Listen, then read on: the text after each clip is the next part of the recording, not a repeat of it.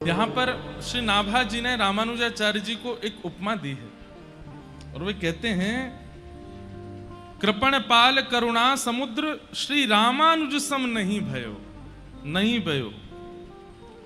बोले ऐसे करुणावतार रामानुजाचार्य जी जैसे पृथ्वी पर हुए ही नहीं। फिर इतने करुणा के सिंधु, इतने कृपालु, सबसे प्राचीन परंपरा है श्री रामानुज परंपरा। कलयुग के प्रारंभ के 2 दशक भी नहीं निकले हैं और तभी हमारे प्रथमाचार्य का प्रादुर्भाव हो गया। सबसे प्राचीन परंपरा। इसलिए श्री रामानुजाचार्य जी के आपको परंपरा भावों में दक्षिण दक्षिण की ही लीलाओं का श्रवण मिलता है। क्यों? क्योंकि उस काल में वैष्णव परंपराओं को नष्ट करने के लिए बहुत षड्यंत्र रचे जा रहे थे और उन वैष्णव परंपरा को बचाने के लिए रामानुजाचार्य जी ने बहुत प्रयत्न किया। इसलिए उत्तर भारत आए हैं आचार्य चरण, पर इतना विस्तृत उत्तर भारत में उनका निवास वर्णन नहीं आता, क्योंकि दक्षिण भारत में भक्ति प्रगाढ़ थी और ये उस काल की बात है, उस काल की बात है। हमारे वृंदावन के ठाकुर तो प्रकट ही नहीं भये, तब की बात है। हमारे वृंदावन के जितने भी ठाकुर हैं सब 500 वर्ष के अंदर अंदर प्रकट भये हैं। और श्री रामानुजाचार्य जी अभी सहस्त्राब्दी महोत्सव लगभग 3-4 साल पहले मना था, 8 साल पहले सहस्त्राब्दी महोत्सव हुआ था। मतलब 1008 वर्ष हो गए रामानुजाचार्य जी को। उस काल में रामानुजाचार्य जी प्रकट हुए। इसलिए ज्ञान परख, ज्ञान पद्धति के भाव ज्यादा आचार्य चरणों के भाव में मिलते हैं।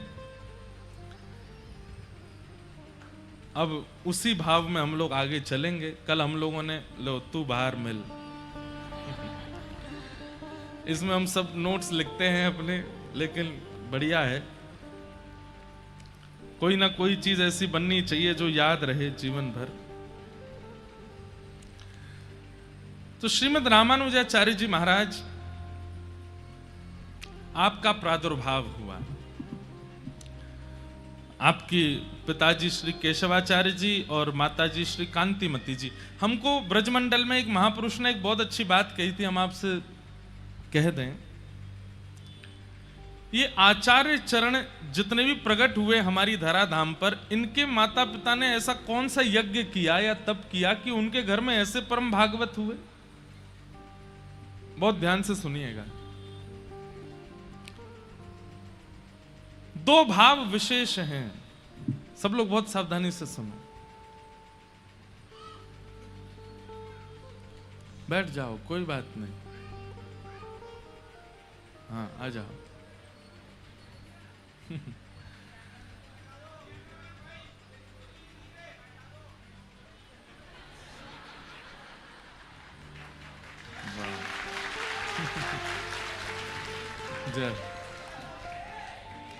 यहाँ कुंज गलीन में बैठ सके, पीछे जो खड़े कहाँ हैं, इधर हैं, वहां जगह है कि नहीं है उनमें? हाँ, तो इधर ये कुंज गली है अंदर, इधर आ जाओ। हाँ, तो हमारी बात सुनो भैया। जो हम कह रहे थे, बेचारे भैया कैमरा वाले को जीनो दुश्वार कर देंगे। तुम इधर ही ले आओ, यहां से ही करते रहो भैया। हाँ ठीक है। तो हमारी बात सुनिए।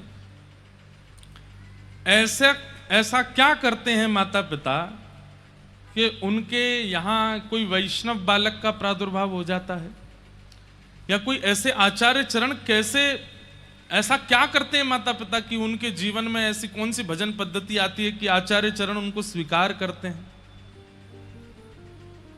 बात निश्चितता से सुनिए।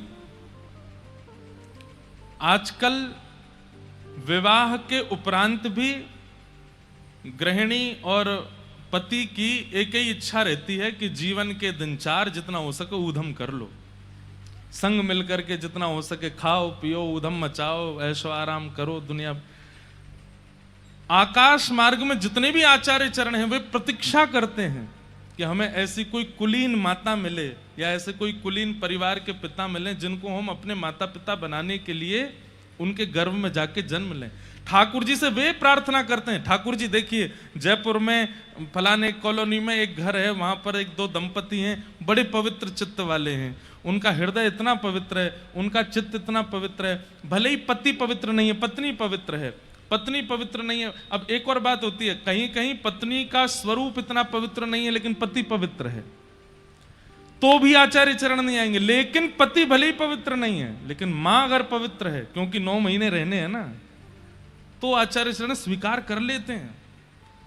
लेकिन आजकल दंपति ऐसे हैं ही नहीं कि आचार्य चरण कहते हैं कि कोई भी ऐसा स्थान ही नहीं है, कोई ऐसी माता पिता नहीं बचे हैं पृथ्वी पर जिनको हम स्वीकार करके उनके यहां जन्म लेने जा सकें। इसलिए हमारी युवाओं से प्रार्थना है, अधिकतर यहां कुंवारे ही बैठे हैं सबरे। अब आप लोग कथा में आ चुके हैं, अब कुछ वर्षों में आपके ब्याह आदि की सब योजनाएं बनने वाली हैं। विवाह के उपरांत तो बहुत मतलब निष्ठा के साथ पवित्रता धारण कीजिएगा। क्या पता कहीं श्री ध्रुव जी महाराज का पुनः जन्म लेने का मन हो, पुनः होगा तो सही, इस कलिकाल के उद्धार के लिए आचार्य चरण आएंगे तो सही, कभी ना कभी पुनः आगमन होगा तो सही, पर क्या पता वो आप ही हो जिनको स्वीकार करके आचार्य चरण आ जाएं और आकर के एक बालक के कारण आपको भी भगवत प्राप्ति हो जाए। हम गृहस्थ आश्रम को ही भजन क्यों ना बना लें? हमने गृहस्थ आश्रम को केवल भोगने का साधन क्यों मान लिया है? कल बड़े भैया बता रहे थे ना कि आचार्य चरण आज्ञा करके गए हैं अपनी परंपरा में आगे कि गृहस्थ में जाना पड़ेगा। वहां श्रीनाथ जी वल्लभाचार्य जी को आज्ञा कर रहे हैं कि गृहस्थ में जाना पड़ेगा। क्यों? क्योंकि सन्यास और विरक्त में कई बार भगवत प्राप्ति थोड़ी दुष्कर हो जाती है, गृहस्थों को बहुत सुलभ है। लेकिन आजकल गृहस्थ आश्रम नहीं रह गया है, आजकल गृहस्थ पब बन गया है। क्या बन गया है? जहां सारे दूषित काम किए जाते हैं, वो स्थिति बन गई है। जब तक ब्याह नहीं हो रहा थोड़े बहुत और खुली छूट है आपको, लेकिन ब्याह के बाद तो भैया कम से कम बहुत पवित्रता का ध्यान रखो। क्या पता कोई दिव्य आत्मा आपको स्वीकार कर ले और आपके गर्भ से एक ऐसे महापुरुष का अवतरण हो जिसके कारण श्री गोविंद देव जी चल करके आपके घर आ जाएं। आपका ये तप निश्चित हो। तो पिता श्री केशवाचार्य जी और उनकी माताजी श्री कांतिमती जी, जिनके यहाँ पर शेषावतार भाष्यकार श्री रामानुज स्वामी जी महाराज का प्रादुर्भाव हुआ, आज हमारे आचार्य चरण आए हैं।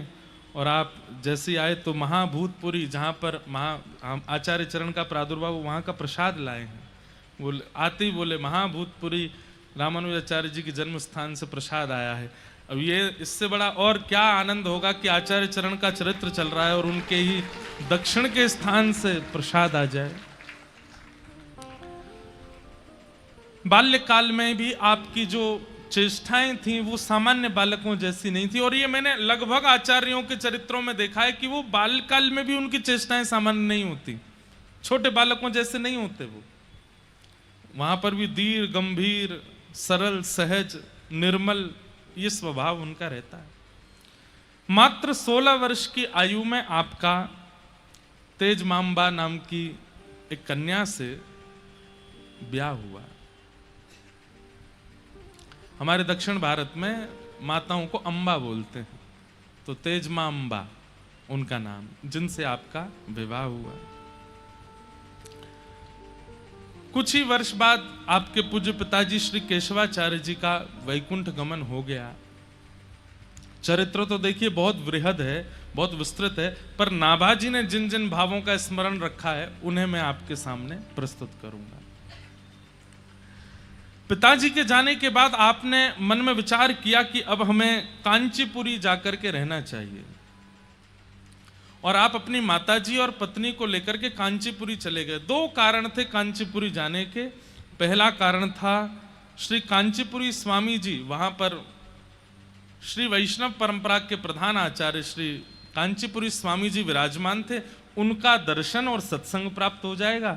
वरदराज भगवान के दर्शन में, हमारी कथा में पूरी कथा वरदराज भगवान सुनते हैं, कि शंख चक्र और हाथ में गदा लिए और ऐसे आशीष की मुद्रा में खड़े हैं श्री वरदराज भगवान। नारायण भगवान का इस वर्द माने जल, जल के जो राजा हैं, जो जल में रहते हैं, जल में शयन, उनको कहते हैं वरदराज।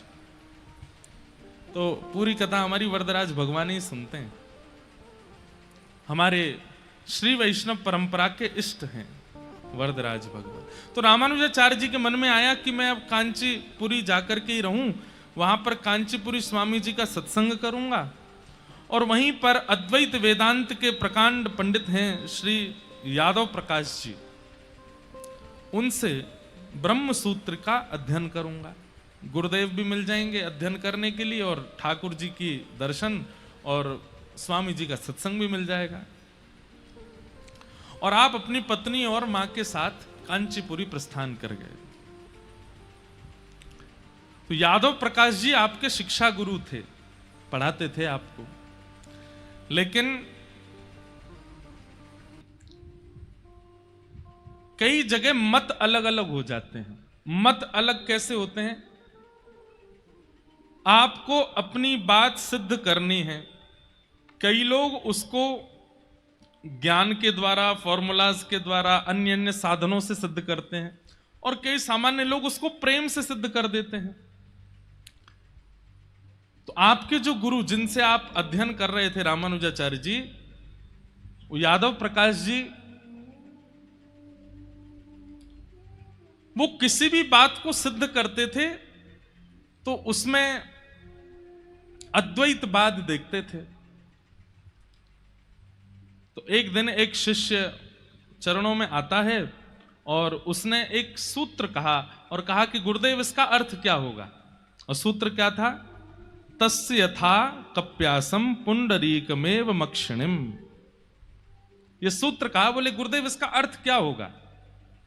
तो इसका अर्थ लगाते हुए आप कहते हैं तस्य तथा कप्यासम। तो कप्यासम का अर्थ आप कहते हैं कपिनितंब। पुंडरीकाक्ष भगवान श्रीमन नारायण के नेत्र कैसे हैं? बोले कपिनितंब। कपि कहते हैं बंदर को और नितंब कहते हैं उसके पीछे के हिस्से को। तो आपने अर्थ क्या किया? बोले पुंडरीकाक्ष भगवान के नेत्र कैसे हैं? बोले कपिनितंब जैसे हैं। ये सुनकर के रामानुजाचार्य जी को बड़ी पीड़ा हुई। हैं तो गुरुदेव, लेकिन गुरुदेव भी हरि अवज्ञा कैसे कर सकते हैं? परम सौंदर्य भगवान जिनके लिए भीष्म पितामह कहते हैं त्रिभुवन कमनम तमाल वर्णम रविकर गौर वराम वरम दधाने, जिनकी रूप माधुरी पर सब न्योछावर जाते हैं, और गुरुदेव उनके नेत्रों की उपमा दे रहे हैं कि कपिनितंब। तो रामानुजाचार्य जी को पीड़ा तो हुई, लेकिन संकोच कर रहे थे, अब गुरु जी हैं इनसे क्या कहूं मैं। लेकिन एक दिन उदास बैठे थे तो गुरुदेव ने पूछा क्या बात है रामानुजाचार्य जी, आप बड़े उदास बैठे हैं? बोले गुरुदेव क्षमा करें, मैं सह नहीं पा, मैं इतना प्रेम करता हूं ठाकुर जी से कि उनके रूप की ऐसी विचित्र उपमा आपके मुख से सुन के मुझे बहुत पीड़ा हुई। बोले क्या? बोले आपने कहा कपिनितंब। ये कप्यासम का अर्थ आपने कपिनितंब ठीक नहीं किया गुरुदेव। यादव प्रकाश जी, अच्छा 4 दिन का पढ़ा लिखा हमसे ज्यादा विद्वान बनता है, कप्यासम का अर्थ तुम करके बताओ। तो रामानुजाचार्य जी बोले गुरुदेव पहले तो क्षमा प्रार्थी हूं, आपके सन्मुख कुछ कहने का दृष्टता कर रहा हूं, लेकिन हमारी संस्कृत भाषा में एक सौंदर्य है कि अगर कोई संस्कृतज्ञ है तो वो एक शब्द के अनेक अर्थ कर सकता है। गुरुदेव यदि कप्यासम शब्द कहीं और के लिए प्रयोग किया जाता तो वहां आप इस अर्थ को करते तो ठीक, लेकिन जब पहले ही कह दिया गया है कि पुंडरीकाक्ष भगवान, तो यहां पर आपको अपनी व्याकरण के कई सूत्रों को लगाकर के उत्तर इसका अर्थ अलग करना चाहिए था। बोले तो तुम करके दिखाओ कप्यासम का अर्थ क्या होगा। तो श्री रामानुजाचार्य जी बोले कम जलम पिबती, कम जलम पिबती कपि। जो जल का पान करता है, कम यानी कि जलम, और उसका जो पान करता है बोले कौन? सूर्य। बोले सूर्य सदा जल को अपनी ओर अपने ताप से खींचता रहता है, वो जल उड़ उड़ करके सूर्य की ओर जाता रहता है। ऐसे सूर्य जब प्रकाशमान होते हैं तो जिस लालिमा से पूरी पृथ्वी को आच्छादित कर देते हैं, और उन सूर्य के प्रकाशित होते ही जैसे सरोवर में बंधा हुआ कमल खिलने लग जाता है, ऐसे सूर्य की लालिमा जैसे नेत्र जन के हैं। ठाकुर जी जैसे ही अपने नेत्र धीरे धीरे धीरे धीरे खोलना प्रारंभ करते हैं, सामने विराजमान जितने भी भक्त रूपी कमल हैं वो खिलते चले जाते हैं। गुरुदेव, कप्यासम का अर्थ ये लगाना चाहिए। ये अर्थ सुनते ही जितने वहां बालक थे आपकी तरह उन्होंने भी ताली बजाई, वाह वाह वाह, ये अर्थ आया है। तो आपके गुरुदेव जो सामने बैठे थे, यादव प्रकाश जी को बहुत गुस्सा आया और आपने मन में विचार किया कि ये बालक हो ना हो कुछ दिनों में हमारा पत्ता साफ कर देगा और ये सब बालक इसी के चेला बन जाएंगे। जैसे फैन फॉलोइंग हो जाती है आजकल, धनवानी से भी दुखी नहीं है लोग, आजकल रूपवान से भी दुखी नहीं है लोग, आजकल उससे ज्यादा दुखी जिसके फॉलोअर्स ज्यादा है। दुख का कारण ही यही हो गया है। महाराज, संबंध नहीं टूट रहे हैं आजकल, अनफॉलो होते हैं लोग। संबंध नहीं टूट रहे आजकल। बाबा, अब आप लोग तो सब बड़े आनंद में, आपको कोई फॉलो अनफॉलो करे ही ना है। बहुत विचित्र जमाना आता जा रहा है, यही कलिकाल में हम प्रवेश कर रहे हैं। आगामी समय में यह नहीं देखा जाएगा कि हाँ भाई जिस लड़का से हमारी छोरी का ब्याह हो रहा है उस पर संपत्ति कितनी, पढ़ा लिखा कितना, उसके देखो सोशल मीडिया अकाउंट कितने और फॉलो कितने लोग करते हैं। ब्लू टिक लगा कि नहीं लगा। हमने तो आज तक मना ही मैंने कि करना ही नहीं है। अपने बस प्रेम से कथा सत्संग भाव देते रहो, आनंद, लोगों को सरलता विनम्रता सिखाते रहो, इससे ज्यादा कुछ नहीं देना है। आज मेरे पैर में चोट लगी, डॉक्टर ने बैंडेज बांध दिया, उसको भी फोटो खींच के डाल देते हैं लोग। कैसा विचित्र समय आ गया है। तो आज से लगभग 1000 वर्ष पहले श्री यादव प्रकाश जी को रामानुजाचार्य जी से इस बात से बैर हो गया क्योंकि वो सिद्धांतिक बातें कर देते हैं और कहीं ना कहीं ऐसा अर्थ लगाते हैं क्योंकि चित्त में प्रेम है, ठाकुर जी के प्रति प्रेम है, इसलिए वो सिद्धांतिक बात भी, वैदिक बातों को भी प्रेम के साथ में प्रस्तुत कर देते हैं। वो सबको भा जाती है। ये बात तो सत्य है बंधुओं, चाहे कितनी भी विद्वत्ता झाड़ लो, चाहे कितने भी क्या कहते हैं अपना वैभव दिखा लो, चाहे कितना भी ऐश्वर्य दिखा लो, लेकिन व्यक्ति के चित्त को सुख तो सामने वाले का प्रेम ही दे सकता है। जिसके चित्त में प्रेम नहीं है, चाहे कितनी भी चीजें हो उसके पास में, आपको आकर्षण कर सकता है व्यक्ति अन्य भावों से, लेकिन आपको शांति तो वही प्रदान करेगा जिसके चित्त में प्रेम होगा। रामानुजाचार्य जी के चित्त में प्रेम है। ठाकुर जी के ऐसे रूप माधुरी का वर्णन कर देते हैं। यादव प्रकाश जी को रामानुजाचार्य जी से थोड़ी चिढ़ होने लगी। 2-3 बात और भी कुछ ऐसी हुई जिसके कारण यादव प्रकाश जी बहुत चिढ़ गए और उन्होंने षड्यंत्र रचा। सब बच्चों को लेकर के काशी जा रहे थे दर्शन करने के लिए। रामानुजाचार्य, अब बच्चे मतलब 16 वर्ष की आयु में ब्याह हो गया था, लेकिन 17-18 तक भी बच्चे ही रहते हैं। सब लोग जा रहे थे, सब विद्यार्थियों को लेकर के। तो यादव प्रकाश जी ने बीच में ही मन बना लिया कि बीच में घने जंगल पड़ेंगे और वहीं कहीं घने जंगलों में कई बालक मुंह लगे होते हैं ना गुरुजनों के, तो वो सब गुरुदेव के साथ मिल गए। बोले क्या करना गुरुजी? बोले कि ये जो है ना, ये तुम लोगों की विद्या का हनन कर देगा, ऐसा कर देगा, और हम लोगों का एक ही काम है। बोले क्या? बोले बीच जंगल में कैसे भी करके या तो किसी पशु के द्वारा या कोई विष दे करके इसको मरवाना है। एक बालक बोला गुरुजी पाप लगेगा, मारने का पाप भी तो लगेगा। अरे तो 2 दिन बाद हम लोग काशी पहुंच जाएंगे, वहां गंगा जी में जाके प्रायश्चित कर लेंगे, प्रायश्चित हो जाएगा, सारे पाप धुल जाएंगे गंगा जी में। तो बच्चे मान गए गुरुजी की बात और जैसे ही निकले हैं राह पर, रामानुजाचार्य जी तो केवल प्रतीक्षा कर रहे हैं कि कब वह दिन आवे कि श्री रंगनाथ जी मुझे स्वीकार करेंगे। इनका एक मुसेरा भाई जिसका नाम था गोविंद, श्री रामानुजाचार्य जी के मौसी का बेटा, वो भी साथ में ही पढ़ते थे विद्यालय में। तो रास्ते में चलते चलते जब घने जंगल विंध्याचल पहुंचे उत्तर भारत में, तो घने जंगल में जब पहाड़ भी हैं, जंगल भी हैं, नदियां भी हैं, और जहां पता नहीं चल रहा है, ऐसे स्थान को देख करके श्री यादव प्रकाश जी ने सब बच्चों को इशारा करना शुरू किया, बोले यही सही जगह है। तो बच्चों में काना फूसी होने लगी। तो गोविंद वहीं खड़ा खड़ा सुन रहा था क्या, तो सब कह रहे थे, बोले वहां आगे चल करके वहां से धक्का दे देंगे, या वहां विष खिला देंगे, या और आगे जाएंगे तो वहां शेर भी हैं, वहां पे इसको बांध देंगे, ऐसा कर देंगे सब। तो बोले किसके लिए चर्चा हो रही? बोले रामानुज के लिए। गोविंद ने जैसे ये बात सुनी, एकांत में रामानुजाचार्य जी को ले गए और ले जाकर के बोले, तुम अभी यहां से भाग जाओ, ये घना जंगल है, अभी समय है आपके पास, आप अभी यहां से निकल जाओ, ये सब लोग षड्यंत्र रचा रहे हैं आपको मारने का। रामानुजाचार्य जी सुनकर के बोले, मैं कायर नहीं हूं। यदि मेरे जीवन में हरि ने कुछ दिन लिखे हैं तो उन दिनों को कोई चाह करके भी मुझसे नहीं छीन पाएगा, और यदि मेरे जीवन के दिन कल ही विश्राम होने हैं तो मैं यहां से भाग भी जाऊंगा तो बीच में मेरा अंत कहीं हो जाएगा। मुझे भयभीत क्यों होना है इस बात से? बंधुओं, वैष्णव का एक ये लक्षण याद रखिएगा, वो मृत्यु से भी भयभीत नहीं होता, वो किसी भी चीज से भयभीत नहीं होता। कल को आपके सामने कोई परिस्थिति आ गई तो परिस्थिति को संसारी व्यक्ति कैसे देखता है, अरे राम राम राम, अब क्या होगा, अब क्या होगा, पर वैष्णव कैसे देखता है, ये मेरा प्रारब्ध है, ये मेरे किसी कर्म का फल है, ये तो मुझे भोगना ही पड़ेगा। ठाकुर जी, अगर आप चाहते हैं कि मैं इसको भोगूं तो आप भुगवाइएगा, लेकिन आप चाहते हैं कि ये केवल कुछ दिन की पीड़ा है फिर चली जाएगी तो इसको दूर कर दीजिएगा। वो विचलित नहीं होता।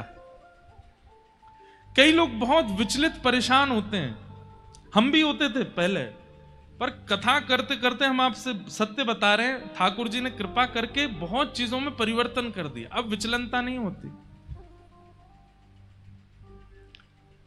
रामानुजाचार्य जी बोले, मैं कायर नहीं हूं, मैं ऐसे भागूंगा नहीं। अगर मृत्यु मेरी कल लिखी है तो कल इन लोगों के हाथों हो जाएगी, और कल लिखी है तो भाग करके भी हो जाएगी। तब गोविंद, उनके मौसी का बेटा, वो समझाने लगा, लेकिन अगर पता चल जाए कि यहां सावधानी ना बरती गई तो मृत्यु हो सकती है, तो सावधान तो होना चाहिए ना। और रही बात, मैं मानता हूं कि तुम अपने हर दिन, बहुत ध्यान से सुनिएगा, बड़ी अच्छी बात है, मैं मानता हूं, गोविंद जी समझा रहे हैं रामानुजाचार्य, मैं मानता हूं कि तुम हर दिन को ठाकुर जी का प्रसाद मान के स्वीकार करते हो, लेकिन क्या तुम्हारी हृदय की इच्छा नहीं कि कभी शंख चक्र गदा पद्मधारी प्रत्यक्ष प्रकट होकर तुमको दर्शन दें? और जब तक वो दर्शन ना हो जाए, तुम्हारी जिम्मेवारी बनती है कि अपने प्राणों की रक्षा करो। कितनी अच्छी बात।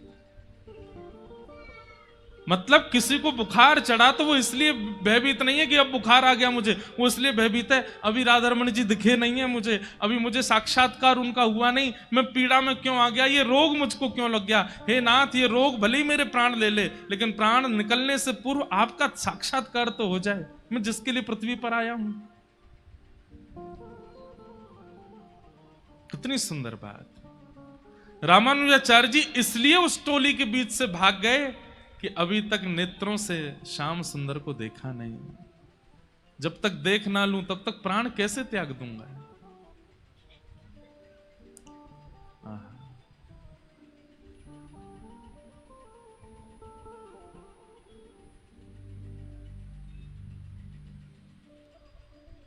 मीराबाई का एक बहुत सुंदर पद है,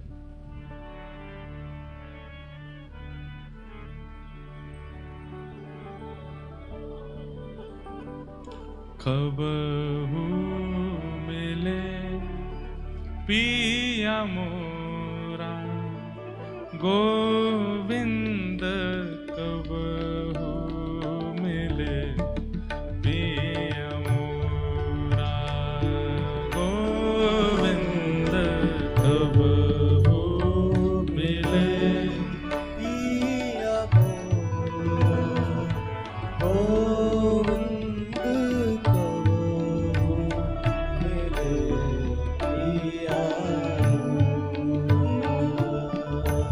ये प्रार्थना तो लगभग हमारे सब भक्तों ने की है। मीराबाई के सन्मुख भी जब विष आ गया, मीराबाई के परिवार के लोग भी जब विपरीत हो गए,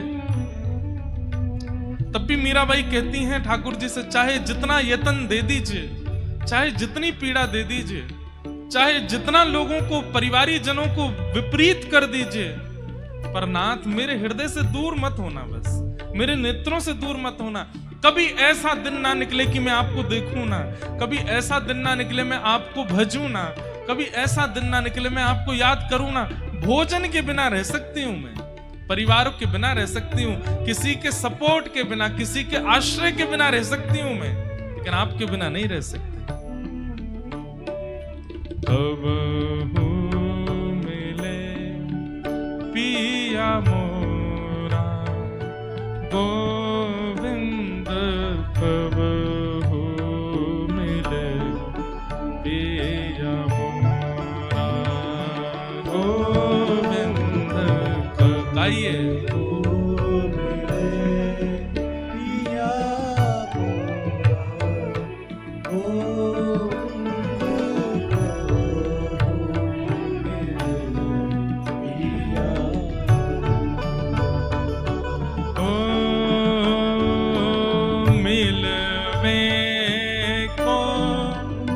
मोहे चाब घनेरो, मिलवे को मोहे चाब घनेरो, मिलवे को मोहे चाब घनेरो, मिलवे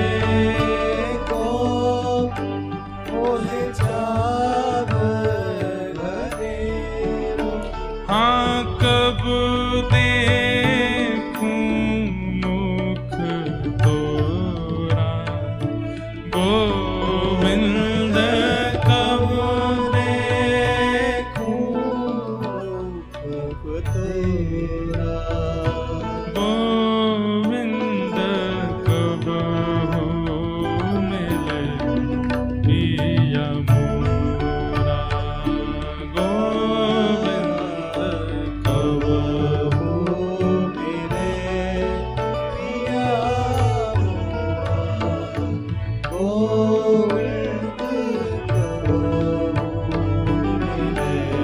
बहुत सुंदर पद है मीराबाई का। हाँ व्याकुल प्राण धरे नहीं धीरज, व्याकुल प्राण धरे नहीं धीरज, व्याकुल प्राण धरे नहीं धीरज,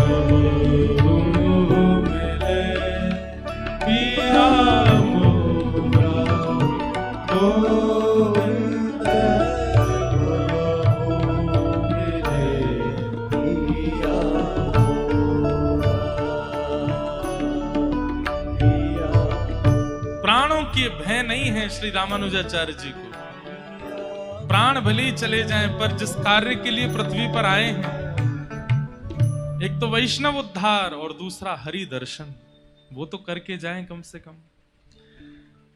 भाग तो गए बीच रास्ते से ही, और यहां यादव प्रकाश जी और सब बालकों को लगा कि घने जंगल में कोई जानवर पकड़ के ले गया, उनको खा गया होगा भीतर। यहां तो उत्सव नाच रहे थे ये लोग, बढ़िया है, हमें जो करना था वो अपने आप ही हो गया। लेकिन रामानुजाचार्य जी दौड़ तो गए। अब कहां विंध्याचल, विंध्याचल कहां है? प्रयागराज के पास। और कहां कांचीपुरी। अब इतना लंबा रास्ता, को उसमें भी रोड नहीं है, जंगल के रास्ते। अब यहां तो हजारों बच्चे थे, गुरुदेव साथ थे तो निकल पड़े। अब अकेले आ रहे हैं रास्ते में, बस सोचते आ रहे हैं कि कोई जीव ना आ जाए मेरे सामने, कोई मेरा वध ना कर दे, कोई मेरे, क्योंकि अभी हरि से मिलना नहीं हुआ है। तभी आप एक वृक्ष के नीचे बैठ गए। सुबह के दौड़ते दौड़ते कांटे लगे हैं, छिल गए हाथ पैर कहां से, और एक वृक्ष के नीचे बैठे थे, चिंता कर रहे थे कहां जाऊं, किसके पास जाऊं। बालक हैं, अभी भूख लगी है बहुत तेज। इतने में ही दो दंपति यात्री निकले वहां से,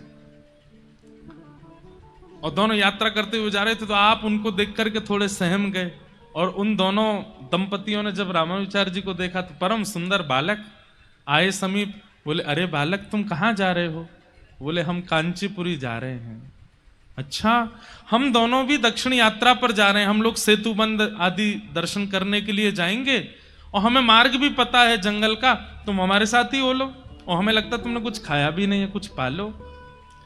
रामानुजाचार्य जी बोले, नहीं आप लोग, बोले नहीं पाओ, क्यों नहीं। तुरंत झोला खोला और सामग्री लेकर के रामानुजाचार्य जी को पाई। रामानुजाचार्य जी बड़े प्रसन्न हो गए, बोले चलो ठाकुर जी आपने मध्य रास्ता में कोई व्यवस्था तो करी, और थोड़ा भय भी कम हो गया कि चलो दो लोग हैं मेरे साथ।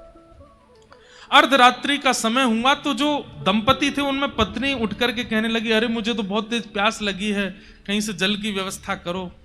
रामानुजाचार्य जी बोले, अब रात्रि में आपके लिए जल कहां से लाऊं, और ये तो घना जंगल है। तो जो पति था वो उठ के बोला, अरे देवी थोड़ा सहन करो, सो जाओ, सुबह होगी चलेंगे कहीं, जल पी लेंगे। प्रातः काल होते ही आप तीनों निकल पड़े। रामानुजाचार्य जी थोड़े आगे चल रहे थे, आगे चल के उन्होंने एक सरोवर देखा।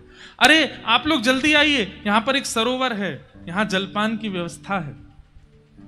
नीचे आप लोग जैसे ही पहुंचे तो रामानुजाचार्य जी बोले, आप लोग रहिए, अब जल में सिद्धि नहीं है, मैं जाता हूं और अंजलि में भर के आपको पिला दूंगा। और जल भर भर के उन दोनों के हाथ में भर के दिए, बोले आप लोग पान कीजिए, मैं पी लूंगा। दोनों ने पान किया, और जैसे ही रामानुजाचार्य जी पान करके और पीछे मुड़ करके देखा तो दोनों अंतर ध्यान, साक्षात लक्ष्मी नारायण भगवान ही पधारे श्री रामानुजाचार्य जी पर कृपा करने के लिए। अब तो वही छवि घूम रही है नेत्रों में। बोले, वो कहां चले गए? अभी तक आपको पता नहीं चला कि वो ठाकुर जी थे। आप बाहर आकर के ढूंढने लगे, यत्र तत्र ढूंढा, नहीं मिले, पता नहीं कहां चले गए। तभी आप बस कुछ किलोमीटर ही चले होंगे कि इतने में कांचीपुरी आ गई। नगर देख करके आप वहां किसी से बोले, भैया ये कौन सा नगर है? बोले, ये कांचीपुरम है। रामानुजाचार्य जी बोले, मैं कल विंध्याचल से निकला हूं और आज कांचीपुरी पहुंच गया। ये इतनी जल्दी पूरा रास्ता नप कैसे गया मेरा? तब उन्हें पूर्ण भरोसा हुआ। बैठ के एकांत में रुदन करने लगे कि साक्षात आए थे मेरे सन्मुख, मैं उनके रूप को पहचान नहीं पाया। मेरी पराम्बा मैया ने रात्रि में जल की याचना की और मैं सोता रह गया, लेकिन सुबह जलपान तो कराया ही था अपने हाथ से। कितने करुणा में है करुणा निधान, कितनी करुणा करके मेरे ऊपर पधारे। आप अपने घर पहुंचे माता जी और पत्नी के पास। यहां कुछ महीने बाद ये सब लोग काशी से लौट करके आए, यादव प्रकाश जी और सब बालक। और इन्होंने जैसे ही कांचीपुरी में प्रवेश किया तो देखा रामानुजाचार्य जी घूम रहे हैं। ये तो सब बड़े दुखी हो गए, बोले अरे हमने तो सोचा था कि इसके प्राण चले गए होंगे, ये तो बच गया। रामानुजाचार्य जी उसके पास गए, अरे बालक तुम स्वस्थ हो? रामानुजाचार्य जी बोले, जी गुरुदेव सब आनंद है। अच्छा विद्यालय आना कल से पढ़ने के लिए। रामानुजाचार्य जी बेचारे इतने करुणा निधान, जानते हैं कि ये लोग मुझसे बैर करते हैं, फिर भी पढ़ने गए, वहां जाते हैं। और फिर कल एक प्रसंग हमने सुनाया था, वही घटा, राजा की पुत्री पर ब्रह्म राक्षस आ गया। बड़े बड़े तांत्रिकों को बुलाया गया, लेकिन कोई भी समाधान नहीं कर पाया। तब यादव प्रकाश जी गए और उनके प्रवेश करते ही वो ब्रह्म राक्षस हंसने लगा। बोले तू क्या मुझे हटाएगा, तुझ पर तो और भी बड़ा कलंक पाप लगा हुआ है। क्यों? बोले अपने ही गुरु से, अपने ही शिष्य से द्रोह करते हो। अरे भाई, शिष्य गुरु से द्रोह करे ये तो सुना गया, पर गुरु शिष्य से द्रोह नरक में भी स्थान नहीं मिलेगा। मुझे निवृत्त करने का एक ही उपाय है, इनके शिष्य रामानुजाचार्य जी को बुलाओ, उनके चरण दल इस लाली को पिलाओ, सिर पर छीटा दो, उससे चला जाओ। विष्णु पादोतकम पित्वा पुनर्जन्म न विद्यते। ठाकुर जी का चरणामृत लेने से पुनर्जन्म नहीं होता, लेकिन हरिजनों का चरणामृत लेने से इसी जन्म में हरि दर्शन हो जाता है। चित्त के विकार जितने हैं वो सब नष्ट होते चले जाते हैं। इसलिए जबरदस्ती पाम पकड़ के मत ले लेना चरणामृत। शिष्यों को देखिए, शिष्यत्व सीखना पड़ेगा, आचार्य को पता भी ना चले और आप उनका कैंकर्य कर लो। कैंकर्य मतलब सेवा। आचार्य चरण निकल पड़े हैं और आप जैसे वो जिस राह से निकले वहां की रजी उठा करके धर ली, अपने पास सेवा में ले ली है। आचार्य को पता भी ना चले। जैसे एक प्रेमी होता है ना, ऐसे उदाहरणों से समझाना पड़ता है क्योंकि जल्दी समझते हो ना आप लोग। प्रेमी होता है, वो अपनी प्रेयसी को पता नहीं लगने देता कि वो उसको प्रेम करता है, लेकिन उसको सब पता होता है कि ये कहां से जाएगी, कहां बैठेगी, कहां करने वाली है, इसको क्या पसंद है क्या नहीं पसंद, उसको पता नहीं चलने देता है। दूर से ही अपना प्रेम निभाता है और वो तब तक ही स्वच्छ रहता है जब तक वो दूर दूर है। जैसे ही दोनों का मिलन या सामीप्य वर्तन होता है तो फिर प्रेम उतना प्रिय नहीं रहता। ऐसे ही शिष्य को होना चाहिए, गुरु को पता ना चले।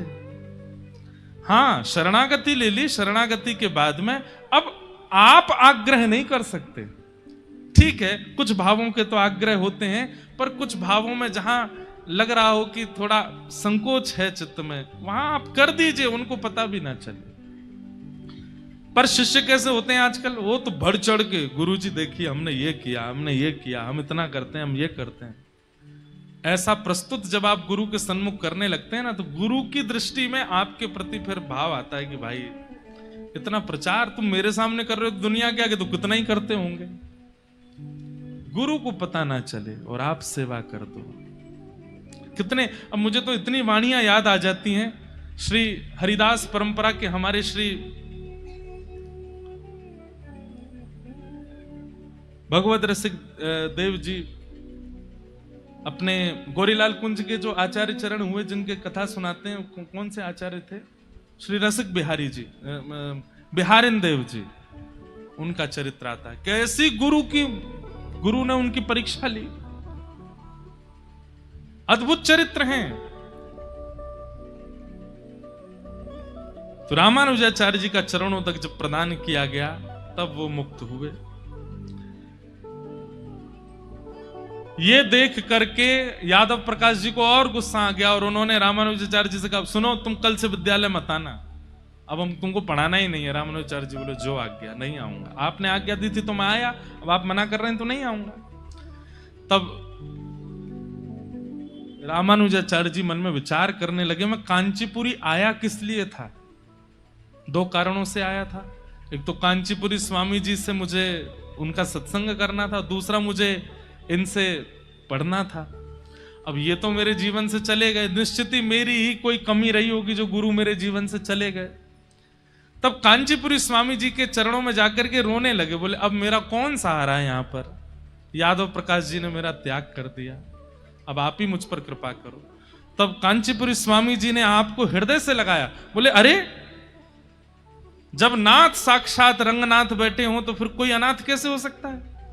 अरे तुमने तो त्याग नहीं किया ना अपने गुरु का, गुरु ही तुमसे चिढ़े बैठे हैं, तो फिर इसमें तुम क्या कर सकते हो? और वो श्रेष्ठ गुरु है नहीं जो अपने शिष्य से चिढ़ जाए, वो केवल आडंबर कर रहे हैं। जैसे अभी हमने मल्लुक पीठ वाले महाराज जी से एक प्रश्न किया था, सुनिएगा ध्यान से। प्रसाद पा रहे थे तो महाराज जी से निवेदन किया, मैंने कहा महाराज जी, कई लोगों का आचरण शुद्ध नहीं होता, कई लोगों की दिनचर्या शुद्ध नहीं होती, आचरण शुद्ध नहीं होता, विचार शुद्ध नहीं होते, पर कई बार ऐसे लोग मंदिर में जाते हैं तो आंखों से पनारे बहने लगते हैं।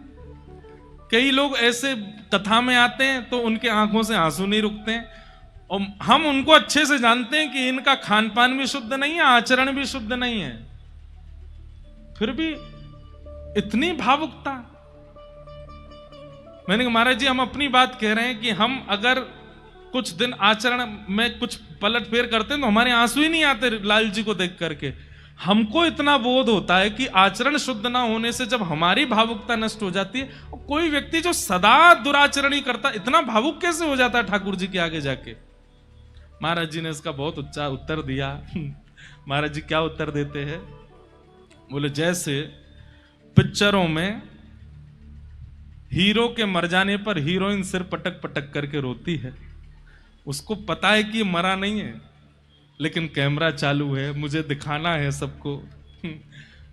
और उसको देखने वाले सोचते हैं अरे राम राम, कितनी भावुक हो रही है बेचारी, कितना रो रही है। अभी एक पिक्चर आई थी महाराज, उसको देख देख करके लोग बाग भूत आ गए, सब में मरे जा रहे हैं, वहीं पे गिर पड़े जा रहे हैं रो रो करके। और महाराज एक तो मैंने वीडियो देखी, ड्रिप लगा के बैठा था वहीं पे, देखने के लिए गया तो महाराज जी बोले जिस प्रकार अभिनेता के मर जाने पर, मरा नहीं है, नाटक किया है, अभिनेत्री ऐसे रोती है कि देखने वाले उसको देख के हाय राम कितनी रो रही है, लेकिन वास्तविकता क्या है, वो अभिनय है। देखिए आचार्य चरण क्या बोल रहे हैं, बोले जिनका आचरण शुद्ध नहीं है, जिनके विचार शुद्ध नहीं है, जिनका खान पान शुद्ध नहीं है, जिनका जीवनचर्या शुद्ध नहीं है, और वो अगर ठाकुर जी के सन्मुख जाकर के बहुत भावुकता दिखाते हैं, निश्चित ही वो केवल और केवल एक अभिनय है, वास्तविकता नहीं हो सकती। वास्तविकता अगर होगी, आपका स्वयं का मन करेगा कि इस विषय को मैं सुधारूं, अपनी इस दिनचर्या को मैं सुधारूं, अपने इस आचरण को मैं सुधारूं। और क्षमा कीजिए, अगर उस सुधार का चित्त में भाव प्रकट नहीं हो रहा है तो आप अभिनय ही कर रहे हो भाव के नाम पर। रामानुजाचार्य जी कहने लगे अब मुझे, मेरा कौन है? तब कांचीपुरी स्वामी जी ने कहा तुम्हारे नाथ साक्षात जगन्नाथ हैं, रंगनाथ हैं, अब तुम्हें हम एक सेवा देते हैं। बोले क्या सेवा? बोले पास में एक सरोवर है, वहां से नित्य जल लेकर के आया करो ठाकुर जी के सेवा के लिए। सोचो कितनी सूक्ष्म सेवा से रामानुजाचार्य जी ने अपनी सेवा भाव को प्रारंभ किया। कुछ दिन उन्हीं के पास रहे, और फिर हमने कल बताया कि रामानुजाचार्य जी का मन था कि मैं रंगनाथ जाकर के श्री यामुनाचार्य जी से गुरु दीक्षा ग्रहण करूं, पर ठाकुर जी नहीं चाहते थे। और ये दोनों मिल गए तो पूरी पृथ्वी का उद्धार कर देंगे, जीवों को तो वैकुंठ भेज ही देंगे, ये पृथ्वी के कान में भी मंत्र बोल करके पृथ्वी का भी उद्धार कर देंगे। बोले इन दोनों का मिलन नहीं होना चाहिए।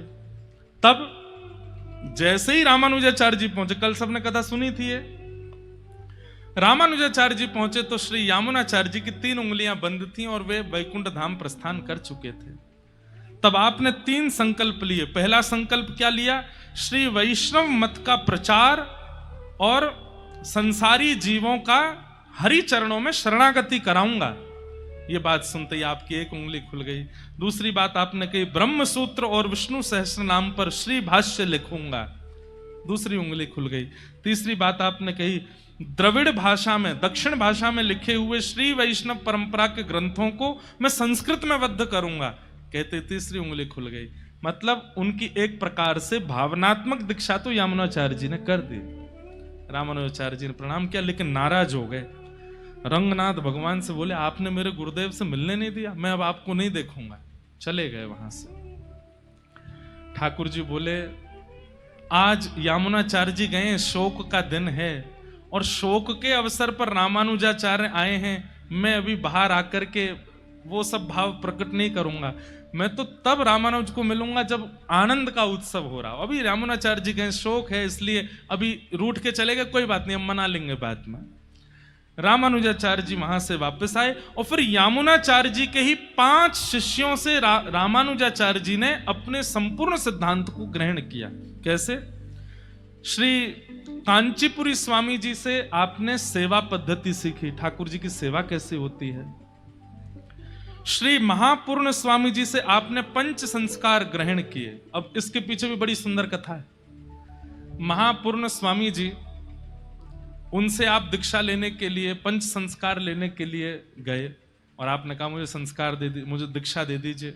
हमारे श्री वैष्णव परंपरा में 5 संस्कार होते हैं। सबसे पहला ताप, दूसरा पुण्र, तीसरा मंत्र, चौथा नाम और 5वां याग। पहले गुरुदेव यहां शंख चक्र पधराते हैं, उसके बाद तिलक लगाते हैं, उसके बाद मंत्र देते हैं, फिर आपका नामकरण करते हैं और पंचम संस्कार होता है ठाकुर जी की शरणागति कराते हैं। ये पंच संस्कार होते हैं श्री वैष्णव परंपरा में। तो पंच संस्कार के लिए आपने महापूर्ण स्वामी जी से निवेदन किया तो वो बोले कल देंगे, परसों देंगे, उस दिन देंगे, वहां देंगे, उधर देंगे। बहुत ज्यादा जब टालने लगे तो रामानुजाचार्य जी एक दिन रात में गुरुदेव की सेवा में थे, तो रात में ही सोते हुए गुरुजी उठा दिए। बोले गुरुदेव उठो। महापूर्ण स्वामी जी उठो। बोले क्या बात है, तुमने हमको उठाया? बोले पहले तो क्षमा प्रार्थी अधृष्टता आपको उठा दिया, पर गुरुदेव मुझे अभी दीक्षा दीजिए। बोले रात के 12 बज रहे हैं, इस समय दीक्षा? बोले भगवान, ग्रह नक्षत्र आदि आदि और मुहूर्त तो तब देखे जाते हैं जब संसारी कामना की किसी स्थिति में प्रवेश कर रहे हो। भगवत शरणागति की तो जब इच्छा चित्त में हो जाए उसी समय ले लेनी चाहिए। क्या पता अगले क्षण प्राण बचे कि ना बचे। हे नाथ, आप कल दीक्षा के लिए कह रहे हो, कल तक मेरे जीवन के प्राण चले गए तो आप अभी मुझे शरणागति दो। रात्रि 12 बजे महापूर्ण स्वामी जी ने श्री रामानुजाचार्य जी को पंच संस्कार प्रदान किए। बोलो लक्ष्मी नारायण भगवान की। आपका भाव रखना आपके जिम्मे है, दीक्षा देना ना देना ये गुरु की इच्छा है। कभी कभी आपके हो सकता है कि गुरु के मन में है कि अभी नहीं देना, तो वो फिर प्रतीक्षा करो। भावना आपको रखनी है, ये आपकी इच्छा है। फिर जो अष्टाक्षर मंत्र आपको प्राप्त हुआ, गुरु मंत्र आपको प्राप्त हुआ, आपके मन में थी इसकी विधि मुझे जाननी है, तब आप गोष्ठीपूर्ण स्वामी जी के पास गए और उनसे कहा कि नारायण मंत्र की मुझे विधि बताइए। तब गोष्ठीपूर्ण स्वामी जी ने इनको 17 बार उन्होंने भी टाला, नहीं बताया। तब अंत में आपने कहा कि गुरुदेव बता दीजिए। तब 18वीं बार उन्होंने जब नारायण मंत्र का आपको भाव बताया और उसके बाद जैसे ही आपने गुरु मंत्र का जप किया, अष्टाक्षर मंत्र जपते ही आपको सुंदर कपूर की सुगंधी आने लगी, सुंदर केसर की सुगंधी आने लगी, चंदन की सुगंधी आने लगी, दिव्य प्रकाश आपके मुखमंडल पर आने लगा। तभी आपने नेत्र खोल करके देखा तो शंख चक्र गदा पद्मधारी साक्षात श्रीमन नारायण भगवान सन्मुख प्रकट हो गए। आहा, 2 भुज ऐसे हैं, शंख चक्र लिए हैं, नीचे एक भुजा में गदा रखी है और एक भुजा से ठाकुर जी आशीष दे रहे हैं। कमल नेत्र हैं ठाकुर जी के, मधुर मुस्कान है, सुंदर मुकुट धारण किया हुआ है, अद्भुत माला गले में धारण कर रखी है। चरणार विंदों को देख करके तो मानो जैसे ऐसा लगता है कि कमल हैं और हम भौरे बन करके लिपट जाएं इनसे। इतने सुंदर श्याम सुंदर। दर्शन करके रामानुजाचार्य जी के नेत्र सजल हो गए। आश्चर्य की बात सुनिए, आश्चर्य ही आश्चर्य है आचार्य जी के जीवन चरित्र में। मैं आप होते तो क्या करते? ठाकुर जी से लिपट जाते, ठाकुर जी के चरण पकड़ लेते। पर रामानुजाचार्य जी ने क्या किया? तुरंत अपने आंसू पहुंचे और ठाकुर जी से कहा यहीं खड़े रहिएगा, मैं भी आता हूं। और दौड़ करके गए और मंदिर के शिखर पर खड़े होकर के और अपने मुख पर हाथ रख के जो गुरु मंत्र गुरु जी ने दिया था, जिसको गोपनीय रखने की आज्ञा दी थी, जोर जोर से उसको चिल्ला करके बोलने लगे। गोपुर है आरूढ़ उच्च स्वर मंत्र उच्चारो। क्यों? आपके गुरुदेव जब सुने तो दौड़ करके आए और आकर के, हे रामानुज क्या कर रहे हो, मैंने मना किया था कि गुरु मंत्र किसी को बताना नहीं होता है और तुम आकाश में चढ़ करके सबके मध्य बोल रहे हो, नरक जाना पड़ेगा। रामानुजाचार्य जी नीचे आए, पहले तो गुरुदेव को प्रणाम किया और कहे, गुरुदेव जिस मंत्र की विधि जानते ही, शंख चक्र ग्रहण करते ही और एक बार हाथ में माला लेकर के जप करते ही साक्षात नारायण के दर्शन हो गए मुझको, उस मंत्र को मैं गोपनीय नहीं रख सकता, उसको तो मैं सब में बांट दूंगा ताकि सबको ठाकुर जी का साक्षात्कार हो जाए, सबके सामने ठाकुर जी प्रकट हो जाए, मैं उसको गोपनीय नहीं रखूंगा। गुरुदेव बोले नरक जाना पड़ेगा। बोले अगर 1 करोड़ लोग ठाकुर जी का दर्शन करें और एक को नरक जाना पड़े तो मुझे स्वीकार है, पर मैं सबको दर्शन कराऊंगा। ऐसे श्री रामानुज स्वामी जी महाराज, कितनी कृपा करी है उन्होंने। लेकिन हमारे एक आचार्य चरण बता रहे कि जब रामानुज स्वामी जी महाराज ने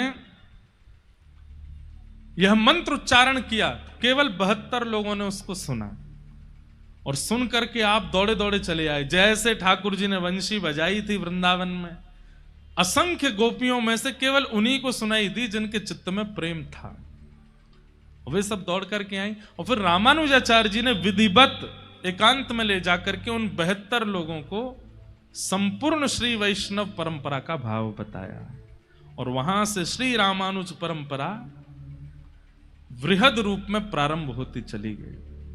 आपका यश कीर्ति 10 दिशाओं में ऐसे फैलने लगी महाराज, क्योंकि आप जिसके भी कानों में मंत्र बोलते थे, जिसको भी शरणागति प्रदान करते थे, उसी को ही ठाकुर जी का साक्षात्कार होने लग जाता था। ऐसे श्री रामानुज स्वामी जी का भाव आया। अब एक प्रसंग आता है कि आपकी जो पत्नी थी, उनका तंजा मांबा, उनका आपने त्याग किया। क्यों त्याग किया, उसके पीछे कारण था। जैसी निष्ठा वैष्णव चरणों में होनी चाहिए, जैसी निष्ठा गुरु चरणों में होनी चाहिए, वैसी निष्ठा उनकी थी नहीं। और उसका सबसे पहला उदाहरण कांचीपुरण स्वामी जी, जिनके सत्संग को रामानुजाचार्य जी सुनते थे, उनको आपने एक दिन अपने घर प्रसादी पर बुलाया कि गुरुदेव आएंगे, प्रसादी पाके जाएंगे तो उच्छिष्ट मिलेगा, मैं सेवन करूंगा। कांचीपुरण स्वामी जी को आज घर आना था। आपने अपनी पत्नी से कहा सुंदर प्रसाद तैयार करो, आज गुरुदेव आएंगे। पत्नी ने प्रसाद बनाया। आप बोले कि बस मैं लेने जाता हूं महाराज जी को, तब तक तुम व्यवस्था रखना। अब ये निकले महाराज जी को लेने किसी मार्ग से, यहाँ कांचीपुरण स्वामी जल्दी जल्दी आए और घर पर आकर के बोले, अरे बिटिया सुनो, वरदराज भगवान की सेवा में मुझे जल्दी जाना है, इसलिए मैं जल्दी आ गया हूं, तुम जल्दी मुझे प्रसाद पवा दो। उन्होंने प्रसाद पाया। प्रसाद पाने के बाद जो उच्छिष्ट बचा,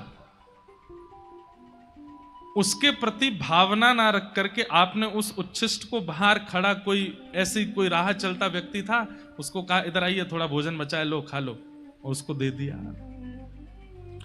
और इतना ही नहीं, स्वयं स्नान करके दोबारा रसोई बनाने लगे। रामानुजाचार्य जी लौट करके आए, आकर के देखा, अरे देवी ये चौका कैसे लगा है, और तुम अभी रसोई तो बना चुकी थी। वो बोले कांचीपुरण स्वामी जी तो पाकर के चले गए। पाके चले गए? प्रसाद कहाँ है? उनका जो तिनका प्रसाद, उच्छिष्ट प्रसाद, वो कहाँ है? बोले वो तो मैंने राह चलते एक था, उसको मैंने कहा वो उच्छिष्ट है, इसको घर में क्या रखना, उसको बांट दिया, चौका लगा के स्नान भी कर लिया। रामानुजाचार्य जी बोले तुम आचार्य चरणों के उच्छिष्ट की महिमा नहीं जानते? जानती तो हूं, पर पता नहीं मेरे मन से भाव नहीं आता। रामानुजाचार्य जी के नेत्र बंद हो गए। सह रहे हैं, कोई बात नहीं। उस समय रात्रि भर रामानुजाचार्य जी सोए नहीं। पूरे विश्व का कल्याण करने के लिए हम आए हैं, लेकिन जो संग रहती है इसी का ही नहीं कर पा रहे। जिनसे मंत्र उपदेश लिया, ऐसे महापूर्ण स्वामी जी, उनकी पत्नी और रामानुजाचार्य जी की पत्नी दोनों जल भरने के लिए जा रही थी, और जल भर के दोनों लौट रही थी तो महापूर्ण स्वामी जी की पत्नी के घड़े से थोड़ा जल छिटक गया। और रामानुजाचार्य की जी जो पत्नी थी वो बहुत आचार विचार बहुत ज्यादा पालन करती थी उनका, ये शुद्ध है, ये अशुद्ध है, ऐसा वैसा। तो जैसे ही जल गिरा तो उन्होंने बहुत सुना दिया, संभल के नहीं चला जाता है, आपने जल गिर दिया, ये कर दिया, वो कर दिया, आदि इतना सुनाया कि उनकी जो पत्नी थी महापूर्ण स्वामी जी की, वो इतनी व्यथित हो गई। घर जाकर के उसने महापूर्ण स्वामी जी से कहा कि आप तो कहते हैं कि रामानुज आपको गुरु तुल्य मानते हैं और उनकी पत्नी हमारा अपमान करती है। तो महापूर्ण स्वामी जी ने कहा कि मैं रामानुजाचार्य जी के प्रति कभी दोष भाव लाना नहीं चाहता, और है भी नहीं, वो आचार्य तुल्य हैं और वो सदा आचार्य ही रहेंगे। पर अब हमें लगता है कि अब हमें कांचीपुरी छोड़ के जाना चाहिए, बहुत दिन हो गए यहाँ रहते रहते, अब रंग श्रीरंगम चलते हैं, वहां रहेंगे। और बिना किसी को बताए अर्धरात्रि में महापूर्ण स्वामी जी पत्नी सहित चले गए। रामानुजाचार्य जी दूसरे दिन दर्शन करने के लिए गए तो उनको पता चला कि आपकी पत्नी के कुछ ऐसे व्यवहार के कारण महापूर्ण स्वामी जी और उनकी पत्नी श्रीरंगम चले गए हमेशा के लिए। दूसरा कारण, रामानुजाचार्य जी बोले ये उचित नहीं है। ठीक है, आचार विचार आचरण देखना चाहिए, पर यह भी तो विचार करना चाहिए आप हैं किसके सामने, वो व्यक्ति का स्थिति कैसी है। प्रेम का स्वरूप होता है कि आप अपनी स्थिति का त्याग करते हैं अगर श्रेष्ठ व्यक्ति सामने है तो। यहां तक भी कोई बात नहीं। अब तीसरा कारण एक और बना, क्या? एक बार एक बहुत दीनहीन सा ब्राह्मण कांचीपुरी में था, वो कभी कभी लोगों के यहां जाके भिक्षा मांगता था, और आज वो संभवतः रामानुजाचार्य जी के यहां ही आया। रामानुजाचार्य जी वहां थे नहीं, पत्नी से मांगा मुझे कुछ भिक्षा दे दो, तो कहा कि कहीं और से मांगो, यहां नहीं मिलेगी। आप लौट करके जैसे ही जाने, सामने से रामानुजाचार्य जी आए तो बोला आप हमारे घर गए थे, कोई कारण? बोले नहीं प्रभु, आप तो जानते मैं भिक्षा मांग करके पाता हूं, तो आज आपके घर गया, मिली भिक्षा? नहीं, वो उन्होंने मना किया कि घर पर कोई व्यवस्था नहीं। रामानुजाचार्य जी दौड़ करके घर गए, रसोई में देखा तो सारी सामग्री रखी थी, पर देने की भावना नहीं चित्त में। आप निकल करके बाहर आए और उस ब्राह्मण को बोला सुनिए, मैं दुकान से कुछ सामग्री खरीद के आपको देता हूं और एक पत्र लिख करके देता हूं, ये मेरी पत्नी को दे दीजिएगा। और पूछे कहां से आया पत्र, तो कहना आपके मायके से आया है। ठीक है, साड़ी ले गए, बहुत सारी जो माताओं को सामग्री प्रिय होती, खूब सारी सामग्री ली और उस पर एक पत्र लिख करके उनके घर भिजवाया। पूछा आप ये पत्र का? बोले आपके मायके से आया है। पत्र जैसे ही पढ़ा तो पत्र में लिखा था तुम्हारी छोटी बहन का ब्याह पक्का हो गया है और इस तिथि को ब्याह होना है, तुम जल्दी से जल्दी घर पर आ जाओ। इतने में रामानुजाचार्य जी पहुंचे तो वो तो फूल ही नहीं समावे, और हाँ, पत्र देने वाले को खूब सारा भोजन दिया। अरे इधर आओ, रुको, तुम तो ये लोग भोजन लेके जाओ, कचौड़ी लेके जाओ, मेवा लेके जाओ, इतनी बढ़िया खबर लाए हो। ब्राह्मण देवता बोले अभी तो आप मना कर रही थी, कुछ है नहीं। बोले नहीं, अभी बनाया मैंने, ले जा। रामानुजाचार्य जी आए, वो देखना चाह रहे थे कि अभी प्रसाद देगी कि नहीं, और परिवार की खबर सुन के दे दिया। आचार्य चरण से बोली आप हमारे घर में ब्याह, मेरी छोटी बहन का, चलो जल्दी। रामानुजाचार्य जी बोले हमें थोड़ी काम है, आप निकलो, मैं उस तिथि पे पहुंच जाऊंगा। और आप सारा सामग्री लेकर के वहां से प्रस्थान कर गए। पत्नी के घर से जाते ही रामानुजाचार्य जी गए और जाकर के सन्यास धारण कर लिया, सन्यास ले लिया, और पत्नी को पत्र के द्वारा समाचार पहुंचवा दिया। अब हम सन्यास ले चुके हैं और सन्यास ग्रहण किया। जैसे ही आपने सन्यास भेष धारण किया और आचार्य चरण माथे पर उर्ध्वपुंड लगा करके, द्वादश तिलक धारण करके, गले में माला धारण करके, हाथ में दंड लेकर के, और जैसे ही सन्यास रूप में बाहर निकल करके आए, सहज ही उनके रूप को देख करके सब लोग नतमस्तक होने लगे, दंडवत करने लगे। साक्षात शेषावतार भाष्यकार श्री रामानुज स्वामी जी महाराज अब प्रकट हुए, और सन्यास धारण करते ही जितने जीव वहां खड़े थे तब सब तो शरणागत हुए ही। आप जैसे ही आश्रम से बाहर निकल करके गए तो यादव प्रकाश जी आ रहे थे सामने से, वही गुरु जी जो इनसे ईर्ष्या मानते थे। यादव प्रकाश जी ने जैसे ही देखा तो लगा कि मानो जैसे दिव्य तेज ठाकुर जी का चला आ रहा हो, ये कौन है? और जैसे समीप जाकर के देखा तो रामानुजाचार्य। रामानुजाचार्य जी के दर्शन करते ही यादव प्रकाश जी के चित्त में जितने बैर भाव थे, जितने दूषित भाव थे, सब नष्ट हो गए। और आपने चरण पकड़ करके कहा, वैसे तो मैं आपका शिक्षा गुरु रहा हूं, कुछ दिन आपको पढ़ाने का सौभाग्य मिला, लेकिन आज तक मैं जिस विकार को नष्ट नहीं कर पाया, आपका रूप देख करके वो विकार मेरे हृदय से नष्ट हो गया है, कृपा कर मुझे भी संन्यास दीजिए। और श्री रामानुजाचार्य जी ने उनको भी संन्यास दीक्षा देकर के उनका नाम रखा गोविंद दास, गोविंद दास नाम दी। अब आप कहेंगे ये इतना परिवर्तन कैसे आया? हरिजनों से बैर मानने वाले का त्याग करने से यह प्रभाव होता है। श्रीमद् भागवत जी में तो स्पष्ट कह दिया है, उस पत्नी को, उस बच्चे को, उस मां को, उस पिता को, उन सबका त्याग करो जो हरि मिलन में बाधा बनते हो। रामानुजाचार्य जी ने जैसे ही त्याग किया पत्नी का और सन्यास ग्रहण किया, आपके रूप लावण्य से ही ज्ञान प्रकट होने लगा। आप जिस किसी के ऊपर जैसी दृष्टि डालते थे उसको साक्षात हरि दिखने लग जाते थे। वरदराज भगवान रामानुजाचार्य जी के स्वरूप को देख करके अति आनंदित हो गए। अब सन्यास ग्रहण करते ही अब इनकी याद किसको आने लगी? रंगनाथ भगवान को। श्री रंगम में रंगनाथ भगवान, यामुनाचार्य जी के जाने के बाद रंगनाथ मंदिर की गादी सूनी पड़ी थी। सबने जाकर के प्रार्थना की, बोले भगवान यामुनाचार्य जी के आसन पर किसी को तो बैठाइए। तब रंगनाथ भगवान बोले एक ही है अधिकारी। बोले कौन? कांचीपुरम में विराजमान श्री रामानुजाचार्य। पर वो तो आएंगे नहीं, वो तो आपसे नाराज बैठे हैं। बोले वो नहीं आएंगे, पर जिनकी उन्होंने आज तक सेवा की है वरदराज भगवान। अब देखो ठाकुर जी का कौतुक देखो। हम लोग उत्तर भारतीय ना, इसलिए हमको दक्षिण भाव थोड़े कम समझ में आते हैं। एक प्रकार से ये समझ लो, राधा रमन जी किसी को बुलाना चाहते हैं, लेकिन यूं कह रहे हैं वो मुझसे नाराज बैठो है। अगर राधा वल्लभ जी आज्ञा कर देंगे तो आ जाएगा, तो जाओ राधा वल्लभ जी को मनाओ, राधा वल्लभ जी आज्ञा करके उसको मेरे पास भेजें। तो ऐसे ही किया। रंगनाथ भगवान कह रहे हैं वो जिनकी सेवा करते हैं वरदराज नारायण भगवान, अगर वो आज्ञा कर देंगे रामानुजाचार्य जी को कि तुम जाओ और जाकर के रंगनाथ में गद्दी संभालो, तो उनको आना पड़ेगा। तो बोले वो कैसे होगा? बोले वरदराज भगवान को संगीत बहुत प्रिय है, और श्री वरदराज भगवान के सामने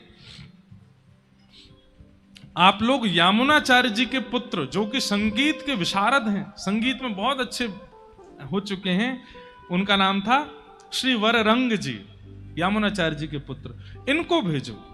और ये जाकर के श्री वरदराज भगवान के सामने सुंदर स्वर लहरियों में जब गाएंगे, तो वरदराज भगवान इनसे कहेंगे वरदान मांगो, हम तुमसे बहुत प्रसन्न है। तो ये वरदान में रामानुजाचार्य जी को ले आएंगे।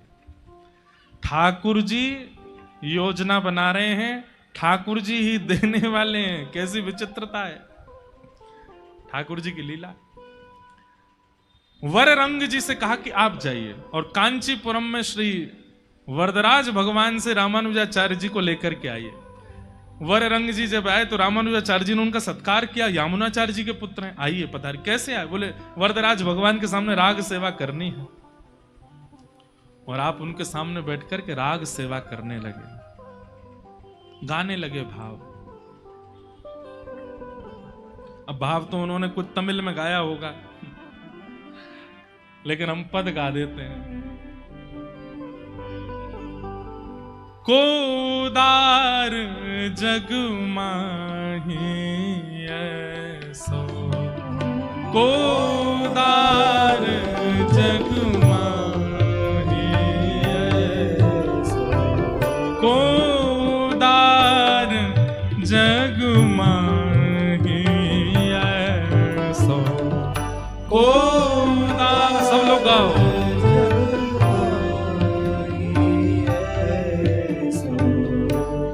बिन सेवा